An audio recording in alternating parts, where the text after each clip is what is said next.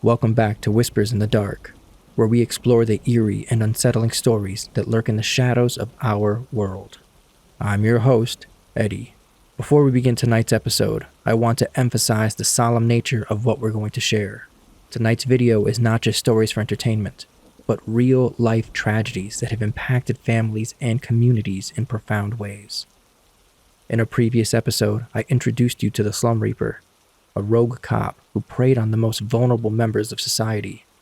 This grim tale of power corrupted and trust betrayed serves as a reminder that not all who wear the uniform uphold the values they are sworn to protect.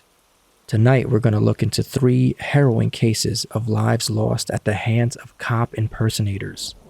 That's how powerful that uniform is.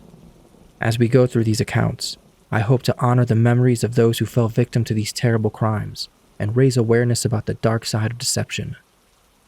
I also want to point out that these cop impersonators were stopped by real cops. I don't believe all cops are bad, and I'm grateful real law enforcement officers were able to stop these murdering frauds. With these things in mind, let's start what I think is going to be one of the scariest videos I'll ever make. Bridget Dropney's tragic encounter with police impersonators. On the night of July 13th, 1985, Dropney had just dropped off her father at a relative's home and was on her way back to the wedding festivities when she noticed a flashing red light in her rearview mirror. Believing it to be a legitimate police vehicle, she pulled over. Sadly, this simple act of compliance would lead to an unimaginable nightmare. She was approached by 3 men. They were posing as police officers. They forcibly removed Bridget from her vehicle and drove her to a secluded cornfield. There, in the darkness, they subjected her to brutal, inhumane treatment before stabbing her until she died. For 4 days, police conducted an extensive search for Bridget. Their breakthrough finally came when one of the suspects, Michael Turner, confessed to his sister about his involvement in the heinous act. This led authorities to arrest Turner, along with his accomplices, Robert Turner and Daniel Heinz. The 3 Illinois men faced murder charges, and Michael Turner was sentenced to death. Throughout the trial, he maintained his innocence, insisting that he was fishing on the night of Bridget's murder. However, the evidence against him and his co-conspirators was overwhelming. Right now, in 2023, Robert Turner is trying to get clemency, while Bridget's surviving family members are working to keep him in prison.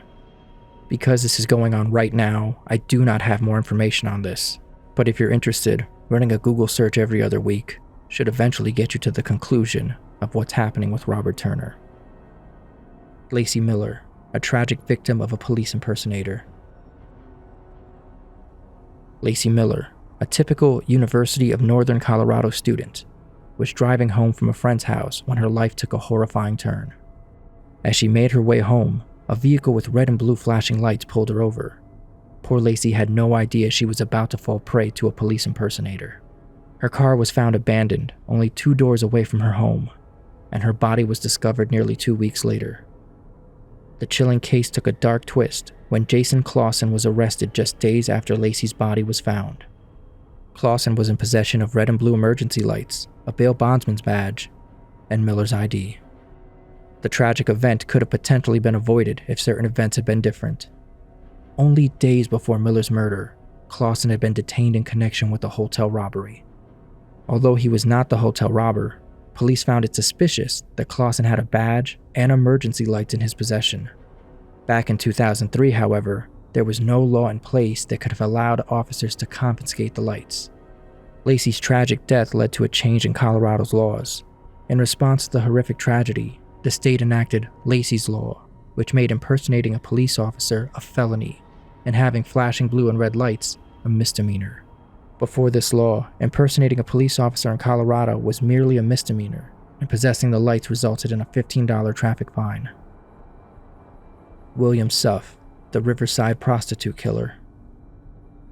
William Suff appeared to be a friendly, community-oriented individual, but beneath the surface lay a dark and sinister secret.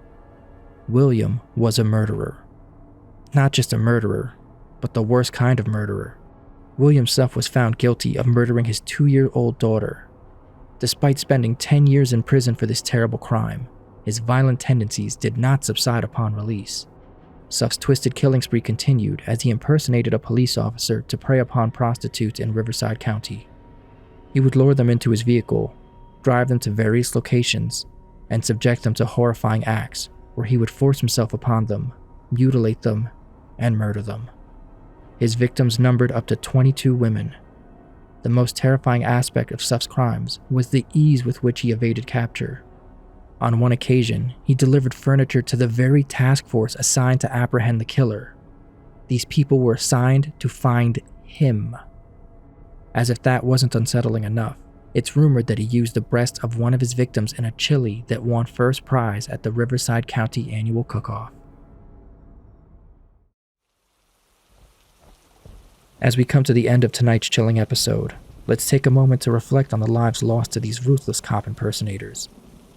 Their stories remind us that danger can lurk behind the most unsuspecting facades, and it's crucial to stay vigilant and aware in our daily lives. Although we can't undo the past, we can honor the memories of those who fell victim to these heinous crimes and work together to prevent such tragedies from happening again. Always be cautious and trust your instincts when interacting with those in authority, and remember to verify their identities if something feels off. According to actual law enforcement, if you feel unsafe when getting pulled over, you can drive to a populated area and call 911. Now that doesn't mean to hit the gas and go flying down the road. If it's safe to do so, call 911 and put your hazards on while looking for a populated place to pull over. That way, if it's a real officer, they know you see them and you aren't trying to do anything foolish. Lastly, let's not forget the genuine, good law enforcement officers who put their lives on the line to protect us and bring criminals, like the ones in this episode, to justice. Now, it wouldn't be an episode of Whispers in the Dark if I didn't let you all know how valuable you are. Every one of you matters. That's why it's important to me that you trust your instincts, take good care of yourselves and your loved ones. Thank you for joining me tonight on this episode of Whispers in the Dark. Until next time, I hope the shadows are kind to you and you sleep well. But on this show, sweet dreams are not guaranteed. Good night.